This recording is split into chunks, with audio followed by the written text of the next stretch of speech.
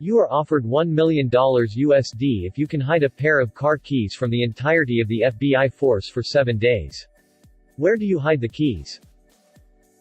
Easy, ask the CIA to hold them, those two don't share shit. Mail them to the FBI office. USPS Media Mail. Throw them in the ocean, never said I have to be able to retrieve them. University janitor's keychain. I stick them in my printer's ink cartridges. When the printer fails to work, they will assume everything is normal. I'd just leave them on an airplane. If the airline can't find my Nintendo Switch that I left on it, I doubt anyone is gonna find some keys. Put them in the mail, send them to an address that does not exist in a foreign country. They will come back in a few weeks, months. I would call their office directly with a tip on where they are, and watch them never follow up on it. It's foolproof. Duct tape it inside a Starbucks cup, drive to a part of town where tomorrow is garbage day, leave it in some random person's garbage bin by the street. Niece try FBI chief. You're not slick. Was gonna say up my ass, but my uncle works for the FBI. I'd tape them to my desktop and open incognito mode.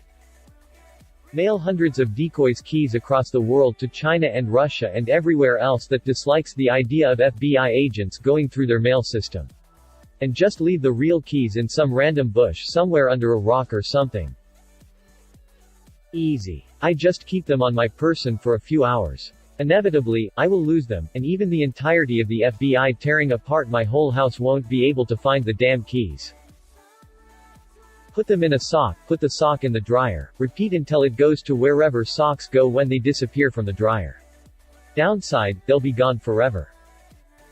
I'll give them to my 3-year-old to hide. Good luck finding them after that.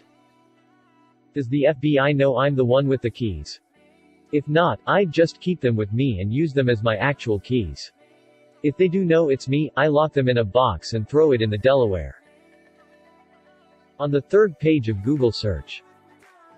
I'd bribe my way onto a container ship going anywhere in Asia that's registered to a non-US country. Doesn't matter where, it's the trip distance I'm concerned with, not the destination.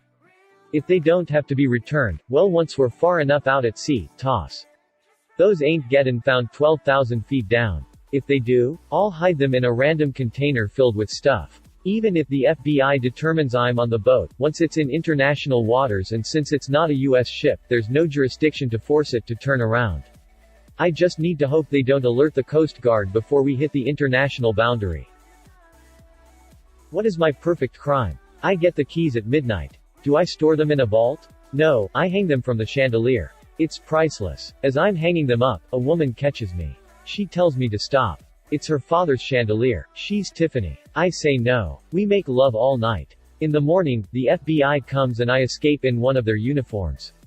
I tell her to meet me in Mexico, but I go to Canada.